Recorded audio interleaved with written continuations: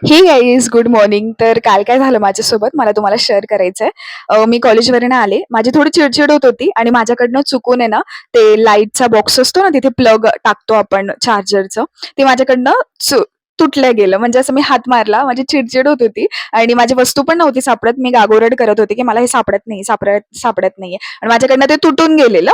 तर मग मी घाबरली. म्हटलं आता मला खूप ओरडा बसणार पप्पाचा, की हे काय आणि खर्च लागणार आहे आता म्हटल्यावर. तर मी खूप घाबरली. म्हटलं आता काय करावं बाबा? मी 2 मिनिटं ब्लँक झाली. म्हटलं आता कसं सांगू हे? म्हटलं जाऊ द्या, मम्मीच सांगून देईल पप्पाला, म्हणजे मला तरी सामना करावा लागणार नाही. पण नंतर मी हाही विचार केला, की चूक मी केली ना, मम्मी का सांगणार? मीच सांगणार स्वतःहून. आणि मग मी कशीबशी हिम्मत करून सांगितलं बाबा पप्पांना, की "पप्पा असं-असं झालं माझ्याकडनं." आणि मग पप्पा बी लाईक, की "ठीक आहे, काही नाही, मी आल्यावर ठीक करून घेईन."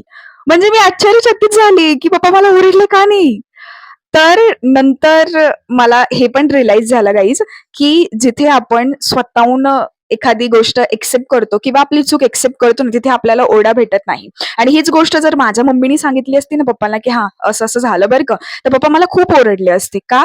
तर आपल्या सांगण्यामध्ये आणि दुसऱ्यांच्या सांगण्यामध्ये खूप फरक पडतो. हे मला काल समजलं आणि आता मी नेहमी चूक एक्सेप्ट करणार असं नाही. बघूया. मग त्यावरनं मला असं समजलं, की पुढे शिक्षा कशी पण असो, काही पण हो, पण फक्त चूक एक्सेप्ट करून तुम्ही खरं बोलून मोकळे व्हा. पुढे जे होईल ते. Thank for watching. भेटूयात उद्याच्या व्लॉगला.